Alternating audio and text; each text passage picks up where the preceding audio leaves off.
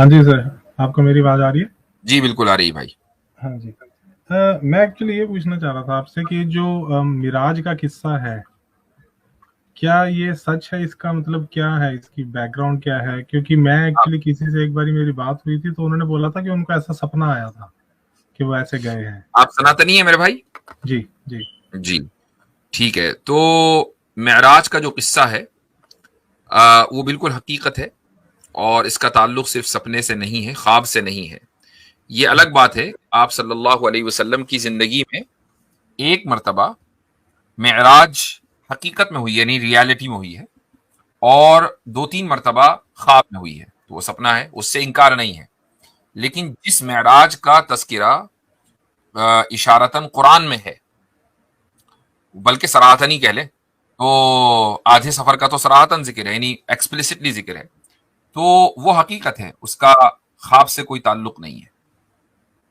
जी अच्छा, तो सर वो जो जो जिस चीज़ पर वो बैठ के गए थे, अगर हम आज की डेट में उसको देखें, क्या वो पॉसिबल है कि विंग्स कुछ और हैं, फेस कुछ और है, बॉडी कुछ और है, और आप स्पेस में ऐसे मतलब परमात्मा से, अल्लाह से मिलने आप कैसे एक उड़ के जा सकते हैं?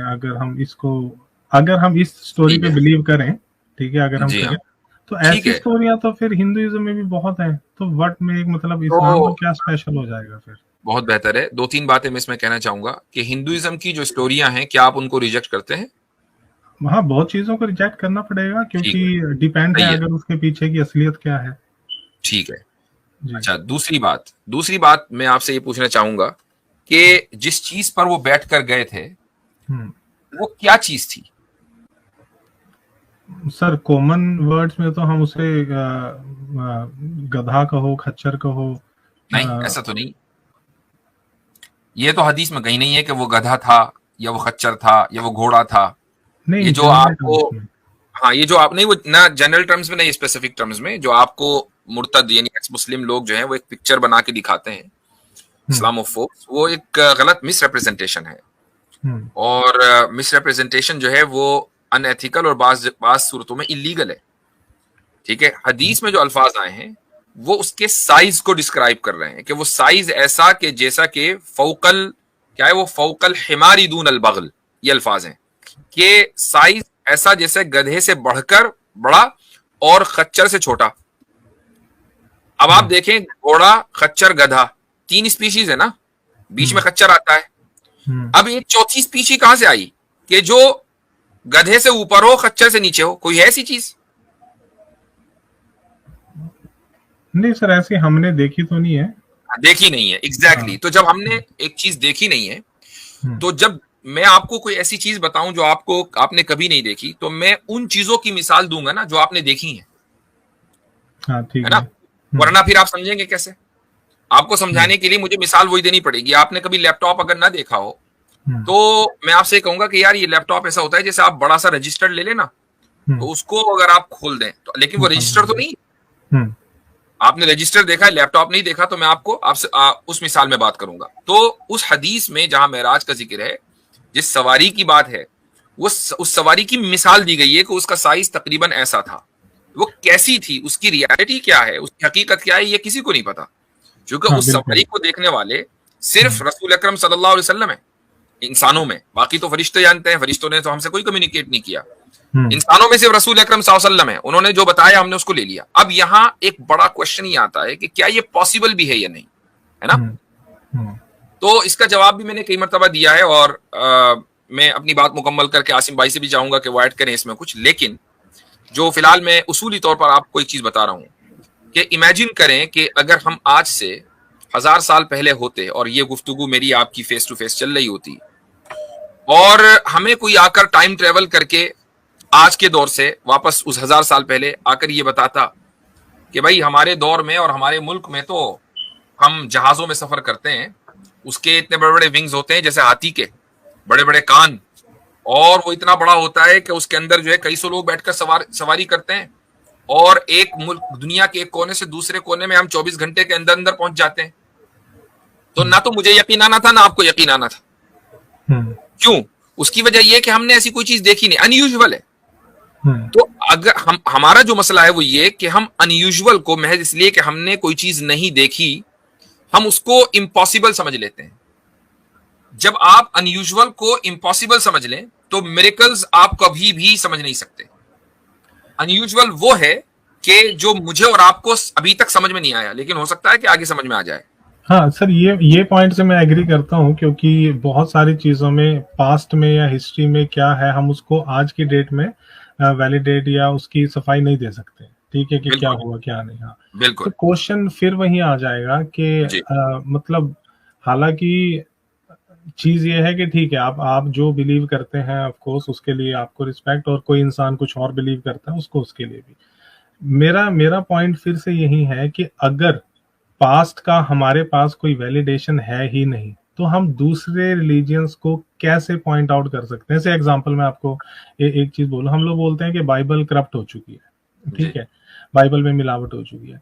हम लोग किस चीज से उसको कंपेयर करें कि देखो ओरिजिनल में मान लो 10 लाइंस थी, तुम्हारे में 13 है, हमारे पास कंपैरिजन के लिए ओरिजिनल है, राइट?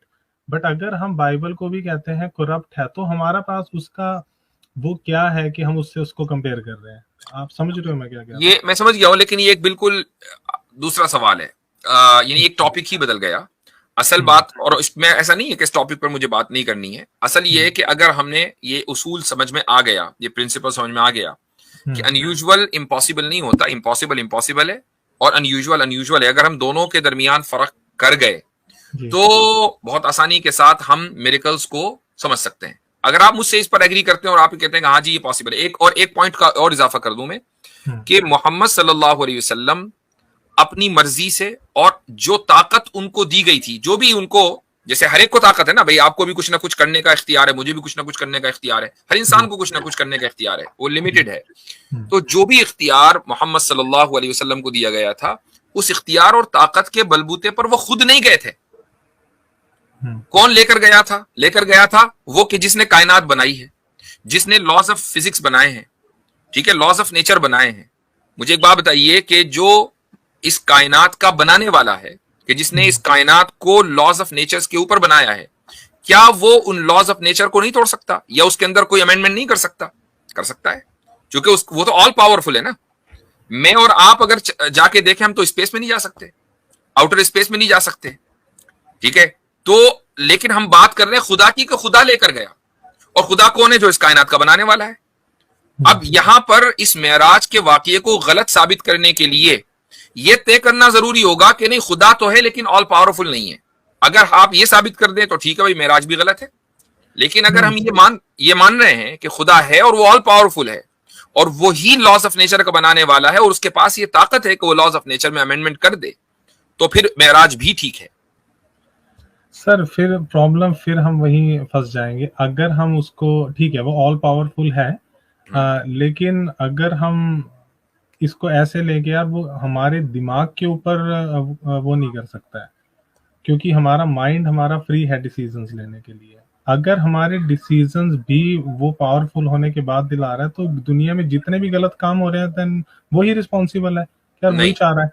नहीं, ऐसा नहीं है।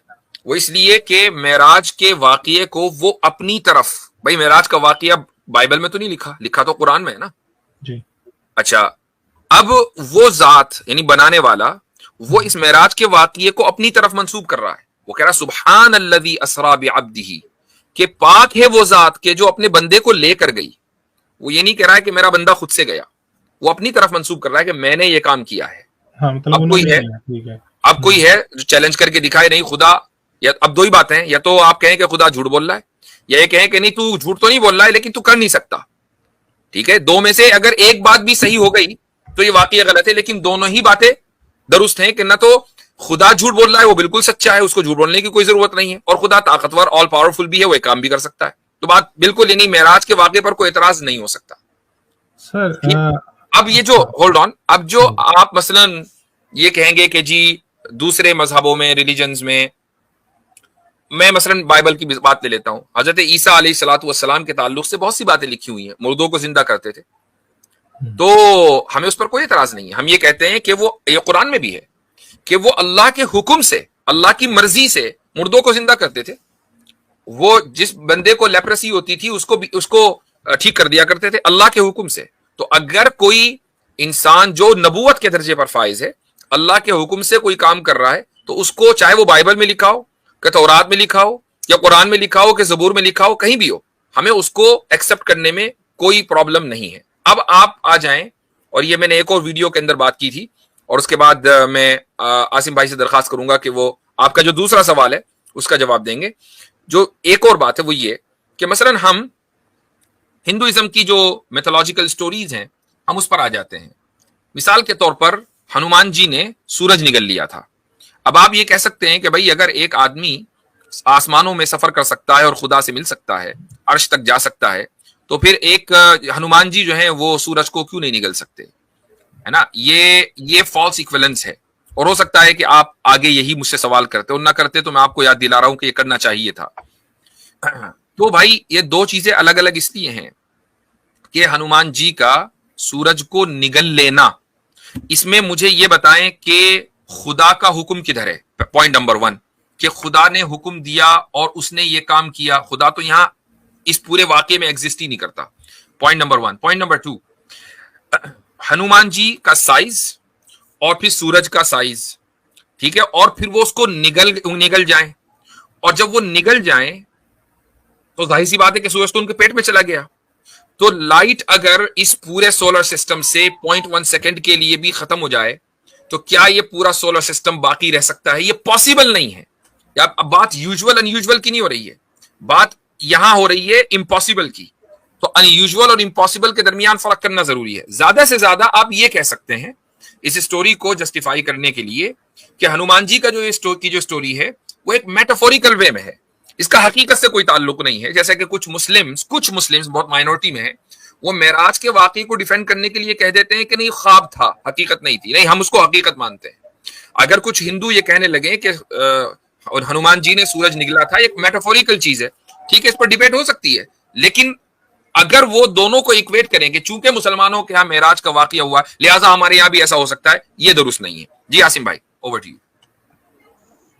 जी जी भाई, आपका जो दूसरा सवाल था ना कि हम जो अलग अलग मजहब हैं, मान लीजिए कि जुडाइज्म है, मान लीजिए कि क्रिश्चियनिटी है, हिंदुइज्म है, बौद्धिज्म है, तो फिर हम उसको कैसे कहते हैं कि वो सब गलत है और इस्लाम सही है? आपका यही सवाल।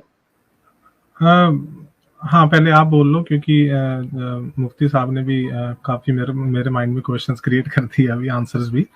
तो आप मुझसे पूछ रहे हैं कि हम कैसे कह सकते हैं कि वो गलत है? आपका यही सवाल था कि हम लोग कैसे कहते हैं कि वहां तो वो करप्टेड है, वो गलत है, और इस्लाम मेरा सही है। क्वेश्चन ये था कि अगर हमें इस तरीके की कहानियां ही माननी है तो हम किसी भी धर्म की मान सकते हैं, तो उसमें हम इस्लाम को ही कैसे सुपीरियर दिखा दें? मतलब जो कि लोग ज्यादा क्लेम करते हैं कि इस्लाम इज बेस्ट, तो इस काइंड ऑफ के एक रिलीजन सभी रिलीजन के ऊपर जज बन के बैठ गया without any validation from superior. ठीक है, हमारा क्या है? ठीक है सर, आप बोलो, फिर इसके बाद मैं आंसर करूंगा। तो देखें, इस्लाम ये तो मौजज़ा तो एक बहुत बात की चीज आती है ना मजहब के अंदर, रिलीजन के अंदर। असल तो ये है कि सबसे पहले हम दो तरह से वेरीफाई करते हैं। एक तो हम हिस्टोरिकली वेरीफाई करते हैं, दूसरा जो हम रेशनली वेरीफाई करते हैं। तो जितने भी मजहब हैं, जितने भी रिलीजन हैं, वो हिस्टोरिकली वेरीफाई नहीं होते। सिखिज्म या आज जो मतलब पिछले 500 साल या 400 साल इस तरह के जो दूसरे मजहब पैदा हुए हैं उसको छोड़ करके, ठीक है। तो सिखिज्म तो आपको हिस्टोरिकली वेरीफाई हो जाएगा, लेकिन आप क्रिश्चियनिटी को हिस्टोरिकली वेरीफाई नहीं कर सकते कि फॉर एग्जांपल जो उनका टेक्स्ट है, बाइबल है, वो ईसा अलैहिस्सलाम तक हिस्टोरिकली जो है वो प्रूवन हो। इसी तरीके से जो वेदा है उसके बारे में मतलब हिस्टोरिकली क्या, मतलब वो लोग बस अनुमान लगाते हैं, ये 5000 साल पुराना है, 8000 साल पुराना है, एग्जैक्टली कब से है, क्या है, किसने कहाँ पर किस जगह आई है, कुछ नहीं पता हमें। हिस्टोरिकली हम उसको वेरीफाई नहीं कर सकते। इसी तरह से जुडाइज्म का है कि उसमें भी हिस्टोरिकली जो है वो कई फ्लॉज हैं। तो सबसे पहली बात तो ये है कि ज्यादातर मजहब हिस्टोरिकली वेरीफाई ही नहीं होते, तो फिर आप उसको कैसे मानेंगे? एक ऐसे चीज को जो हिस्टोरिकली वेरीफाई नहीं होता हो उसको आप सही कैसे कहेंगे? दूसरा रेशनल वेरिफिकेशन है। तो जी हाँ, नहीं, मैं ये बोले, देखो, आपके पास एक मेजरिंग, मान लो एक मेजरिंग कुछ किसी चीज को मेजर करने का आपके पास एक वो है, कोई डिवाइस है, या आप जैसे दूध को मेजर करने का एक डोलू कह लो या डब्बा कह लो, ठीक है, वो होता है। अब आपका वो डब्बा आपका अपना मेक है, आप क्या कर रहे हो, आप उसमें दूसरे का दूध को तोल रहे हो, जो कि अपने आप में अनफेयर हो गया कि यार हमारे डब्बे में अगर तुम्हारा दूध आ गया तो हम इसको दूध मानेंगे, अगर नहीं आता तो हम इसको दूध नहीं मानेंगे, ठीक है। इससे आप ये नहीं प्रूव कर सकते हो कि दूसरे का आप दूध शिक्षक आप जो है वो ये तो मानते हैं ना कि हिस्टोरिकली एक प्रूवन चीज होनी चाहिए किसी भी, हम कैसे वेरीफाई करते हैं कि ये पास्ट में ये चीज हुई थी? कोई तो तरीका आपका अपना होगा ना, आपका भी तो कोई डब्बा होगा। अगर आप दूध लेकर आए हैं बेचने के लिए मार्केट में, तो आपके पास भी तो कोई पैमाना होगा जिससे माप से आप नापते होंगे, या बिना नापे ही आप जो है वो दूध बेच रहे हैं? नहीं, बिना मापे दूध नहीं बेच रहे, कहने का मतलब है तो आपका जो मापने का जो बर्तन है वो क्या है, वही तो हम पूछ रहे हैं कि आपके मापने का बर्तन क्या है, वो दिखाएं हमें, बताएं हमें। अच्छा चलो मैं इसको बताता हूँ आपको। नॉर्मली क्या है, जब आप अगर आप हिंदुइज्म की बात करें या सनातनी की बात करें, ठीक है, हम लोग इतना पीछे चले जाते हैं कि हम इतनी पुरानी हिस्टोरिकल चीजों को कई बार नहीं प्रूव कर सकते हैं। से एग्जांपल, मैं आपको ये नहीं प्रूव कर पाऊंगा कि मेरे ग्रेट ग्रेट ग्रेट ग्रैंडफादर का नाम मिस्टर एबीसी था, मेरे पास कोई डॉक्यूमेंट नहीं है, ठीक है। मैं उसका एक लिविंग प्रोडक्ट हूं, अपने दादाओं का या बाप दादाओं का, सबका, जो कि मैं आपको ऐसा बोल सकता हूं।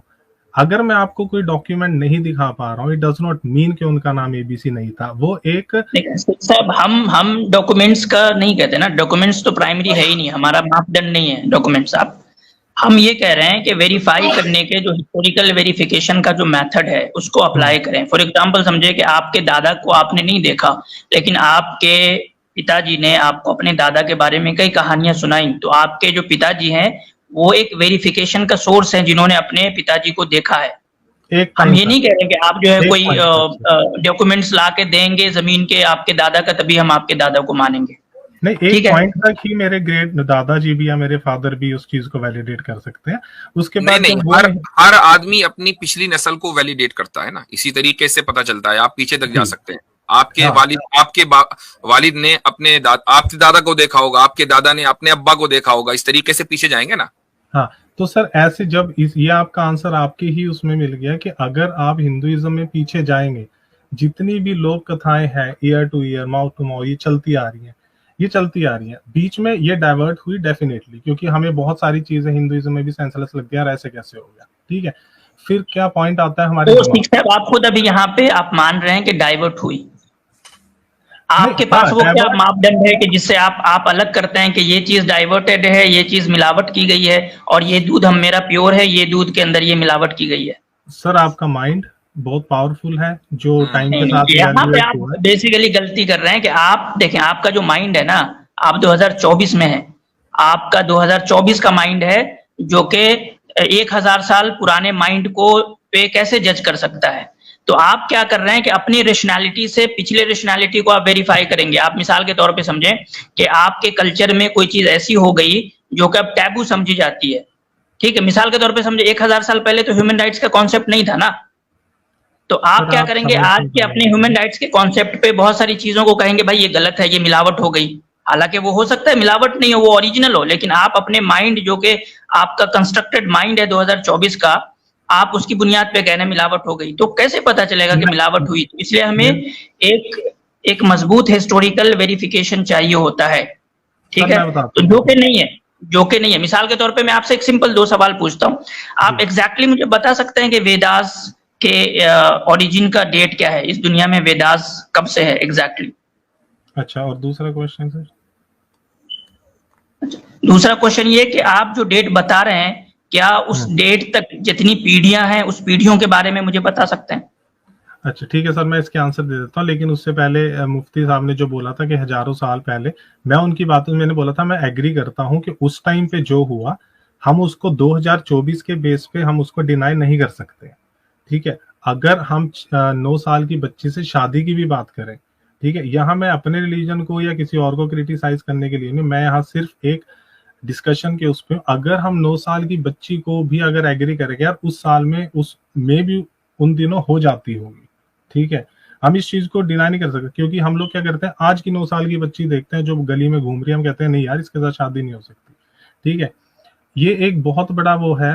अब आपके अगर मैं इस चीज से डिनाई नहीं करता ठीक है, वो हो गया। वो आप ये जो मैंने 2 क्वेश्चन पूछे ना उसको आप इसका बता आंसर दें देता एग्जैक्टली हूँ। वेदास का ओरिजिन, और जहां आप जितना दिन पुराना बता रहे हैं वहां तक सारी पीढ़ियों के बारे में डिटेल। नहीं सर, मैं यही बोलूंगा कि वेदास के ओरिजिन की डेट आप दे ही नहीं सकते, क्योंकि इतनी पुरानी डेट्स आप निकाल ही नहीं सकते, कॉमन सेंस है। नहीं मतलब कितनी पुरानी है कुछ तो पता होगा ना सर। जब आपने कहा से इतनी पुरानी, कितनी पुरानी? जितनी भी पुरानी है, जब नहीं। डेट ही नहीं है तो कितनी पुरानी? तो जिस चीज का आपको ओरिजिन नहीं पता है उसको आप कैसे कह सकते हैं कि ये ऑथेंटिक है या नहीं है? अच्छा सर, फिर भगवान का या अल्लाह का ही क्या ओरिजिन है? हम इस चीज को देखो, मोहम्मद साहब ये कहते हैं, मैं बताता हूँ ये सुन लीजिए नहीं ये सवाल गलत इसलिए है कि भगवान, जिसको आप भगवान कह रहे हैं, जिसको हम खुदा की जात कहते हैं, उसका कोई ओरिजिन नहीं है। जब जिसका कोई ओरिजिन ही ना हो तो आप उसको हिस्टोरिकली नहीं जांच सकते। जब ओरिजिन ही नहीं है, वो ओरिजिन लेस है, वो ओरिजिनेट कभी नहीं हुआ। लेकिन वेदास जो हैं वो ओरिजिनेटेड हैं। जब वो ओरिजिनेटेड हैं तो फिर उनकी कोई ना कोई डेट होनी चाहिए जो आपको नहीं पता है। हाँ, हम कैसे बताएं 2024 में? सर वही पॉइंट आ जाएगा हम बता सकते हैं ना, यही पॉइंट आसिम भाई कहना चाह रहे हैं कि हम कुरान के बारे में बता सकते हैं। कुरान का ही बता सकते हो सर आप, और किसी का तो नहीं बता सकते हो ना जी। मैं कह रहा हूँ आपकी जो लिमिटेशन है वो कुरान तक ही है। अब एक बात सुनो, आप अगर प्रॉफिट मोहम्मद कुछ कह रहे हैं, तो इस्लाम, एक लाइन सर, एक लाइन फिनिश हो जाएगी। प्रॉफिट मोहम्मद कुछ कह रहे हैं क्योंकि वो ऐसा कुरान में लिखा है, ठीक है। कुरान ऐसा कह रही है क्योंकि वो प्रॉफिट मोहम्मद को डिक्टेट हुआ है। इन दोनों के सिंक्रोनाइजेशन के अलावा हमारे पास कुछ नहीं है, ठीक है। नहीं जनाब, हमारे पास पूरा मेथड है जिससे हम जो बात कर रहे हैं ना हिस्टोरिकल वेरिफिकेशन की आपसे, वो पूरा मेथड है हमारे पास, कभी उस पर बात करेंगे।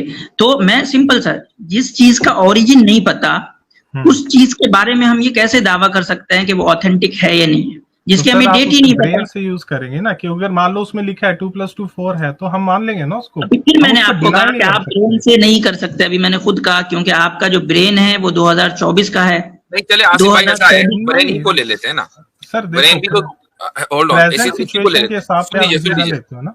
सुन लीजिए देखें, ब्रेन ही की बात करते हैं। ब्रेन के लिए इससे बेहतर लफ्ज है इंटेलेक्ट है या मोरालिटी है, ये बेहतर लफ्ज है। ब्रेन तो एक ब्रेन से ही होगा, ब्रेन से ही होगा। तो मैं बेहतर लफ्ज की बात कर रहा हूँ, उसको बिल्कुल कंडेम नहीं कर रहा हूँ।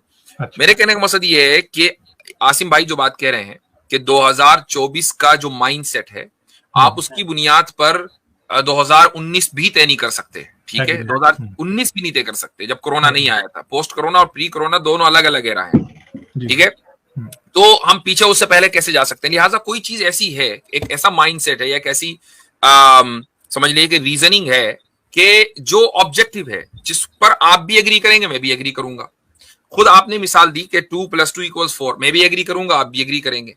ऐसी कुछ चीजें मोरालिटी में भी होती हैं कि जिससे हर आदमी एग्री करता है, डजंट मैटर कि उसका रिलीजन क्या है और उसका फेथ क्या है। मसलन आपने कहा भाई आप सनातनी है, माशाअल्लाह हम मुसलमान हैं, तो अब मैं और आप दोनों इस बात पर एग्री करेंगे कि जुल्म एक गलत चीज है और इंसाफ एक अच्छी चीज है। बात तो है ना? या आप इससे डिसएग्री करेंगे, आप कहेंगे नहीं इंसाफ बहुत खराब चीज है? सर अब अगर इस्लाम की नजर का इंसाफ डिफरेंट होगा, that is a different case. लेकिन इंसाफ का अच्छा होना, इस पर हम सब एग्री करते हैं। सर किसी के साथ इंसाफ, किसी के साथ ना इंसाफी भी तो होगा ना सर। मैं इंसाफ की बात कर रहा हूं। इंसाफ आपके नजदीक एक अच्छी चीज है। द आइडिया ऑफ जस्टिस एक अच्छी चीज है। सेम टाइम जो जस्टिस है वो किसी और के साथ इनजस्टिस भी है ना, पैरेलली। भाई वो आदमी जो इंसाफ कर रहा है वो उसकी इनकेपेबिलिटी के ऊपर डिपेंड करता है। लेकिन द आइडिया ऑफ जस्टिस की मैं बात कर रहा हूँ, नॉट आइडिया। ठीक है, आइडिया अप्लाई जस्टिस, मैं उसकी बात नहीं कर रहा हूँ। आप प्रोसेस की बात कर रहे हैं, मैं आइडिया की बात कर रहा हूँ। हाँ, फॉर आर्गुमेंट से जस्टिस है। हाँ, the idea of justice is good और the idea of operation is bad, ठीक है। ये इस तरह की चीजें ऐसी हैं कि जो सारी दुनिया इसके ऊपर एग्री कर सकती है। इसी तरीके से पॉइंट नंबर 1। पॉइंट नंबर 2, किसी चीज, कोई डॉक्यूमेंट आपके पास है, कोई किताब है, कोई चीज लिखी हुई है, आप अगर उसमें ये कहेंगे कि ये इसके अंदर बहुत कॉन्ट्रडिक्शंस हैं आपस में, ठीक है, ये अपने आप ही को निगेट कर रही है, तो जाहिर सी बात है कि आप उसको परफेक्ट नहीं कह सकेंगे। लेकिन अगर आपके पास एक ऐसा डॉक्यूमेंट है कि जो अपने आप को निगेट नहीं कर रहा है, उसमें कोई एरर नहीं है, लिंग्विस्टिक हो या कंटेंट वाइज हो, तो आप उसको परफेक्ट कहेंगे। क्या आप इससे डिसएग्री करते हैं? मैं नहीं समझता कि कोई भी अकलमंद आदमी इससे डिसएग्री करेगा। ये वो स्टैंडर्ड्स हैं कि जिनकी बुनियाद पर हम जांचेंगे। अब आपने सनातन धर्म का नाम नहीं लिया, आई डोंट नो व्हाई, आपने बाइबल का नाम लिया, चलो ठीक है, हालांकि आप सनातनी है। बाइबल में हम 10 योनि 20 योनि 100 जो है कॉन्ट्रडिक्शन दिखा सकते हैं, और उन कॉन्ट्रडिक्शन को क्रिश्चियंस तस्लीम करते हैं, मानते हैं कि हाँ, इसलिए कि बाइबल जो है वो किसी एक आदमी की लिखी हुई नहीं है, एक जॉन की है तो दूसरी पॉल की है तो तीसरी मैथ्यू की है तो किसी और की। तो जब अलग डिफरेंट ऑथर्स, हाँ डिफरेंट ऑथर्स, तो जब डिफरेंट ऑथर्स हैं तो ऑब्वियसली बात है कि उनमें कॉन्ट्रडिक्शन होना है, वो इसको तस्लीम करते हैं। कुरान करीम का जो सोर्स है वो एक है, वो अल्लाह है, इसमें कोई कॉन्ट्रडिक्शन नहीं है। आप अगर ये भी कहते हैं मैं साबित कर दूंगा, कहने को तो कुछ भी कहा जा सकता है, लेकिन मुसलमान उसको कभी भी एक्नॉलेज नहीं करता और रैशनली एक्नॉलेज नहीं करता। यानी ऐसा नहीं करी हम नहीं मानते, आप चाहे कहते रहो, नहीं, हमारे पास रीजंस हैं कि इसको कॉन्ट्रडिक्शन नहीं कहा जाता। तो ये वो पैमाने हैं जो आपने कहा ना, दूध का डब्बा, ये वो डब्बा है कि जो आपके पास भी है और हमारे पास भी है।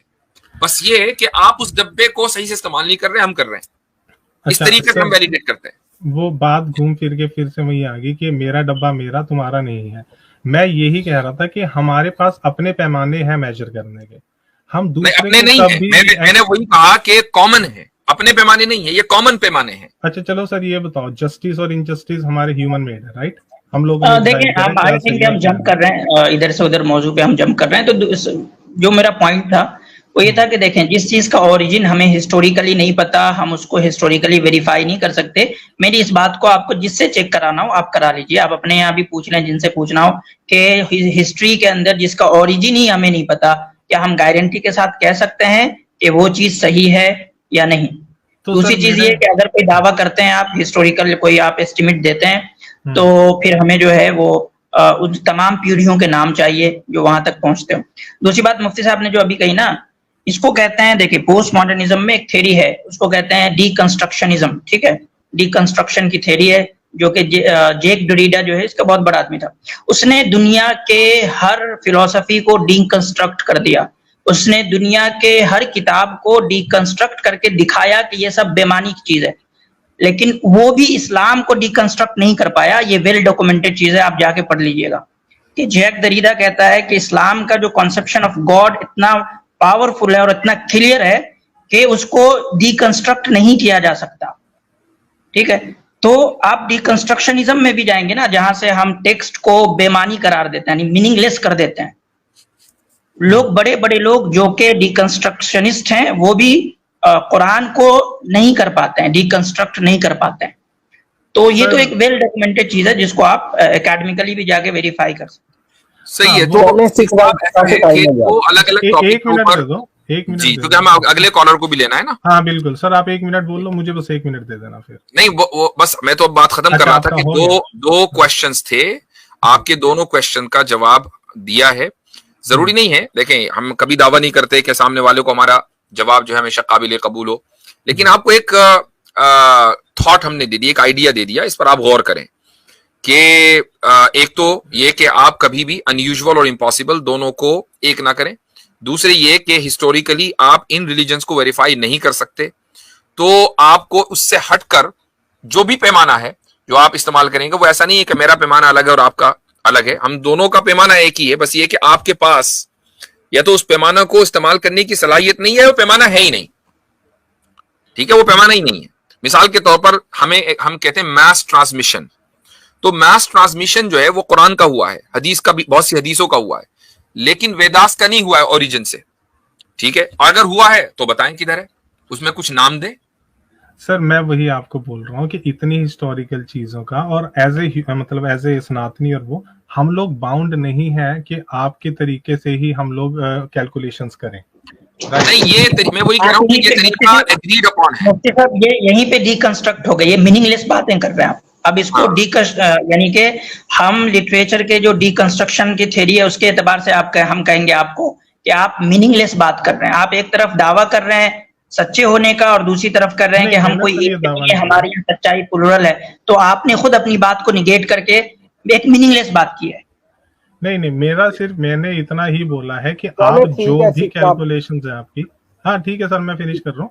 हाँ, जो भी कैलकुलेशन है आपकी, वो आपके दायरे में है, आप सबको उसके दायरे में लाके मेजर करोगे तो पॉसिबल नहीं है। हमने तो इसीलिए कहा था कि आपका जो दायरा है ना आप वो बता दीजिए ताकि हम फिर उस पर गौर करें। आपके पास कोई दायरा ही नहीं है, वरना बता हिंदुइज्म का कोई दायरा नहीं है सर, ओपन एग्जैक्टली है, बिल्कुल ओपन है। बिल्कुल यही बात है। तो जिस चीज का कोई दायरा नहीं है ना, वो कभी भी अपने सही होने का दावा नहीं कर सकती, चूंकि उसने अपना दायरा नहीं खींचा है। वहां वो सही होने का दावा ही नहीं कर सकते, क्योंकि दायरा जब खींचेगा तब, दायरा जब खींचेगा तो आप कहेंगे कि इस दायरे में जो है वो सही है, जो बाहर है वो गलत है। दायरा ही नहीं है, सही गलत सब कंसेप्ट दायरे में आप बांध ही नहीं सकते ना। गॉड का कंसेप्ट, ये गॉड का कॉन्सेप्ट नहीं है, ये रिलीजन का कॉन्सेप्ट है कि इंसान को क्या करना है। गॉड का कॉन्सेप्ट को दायरे में नहीं बांधा जा रहा है। ठीक है सर, अगले संडे मिलेंगे। हाँ।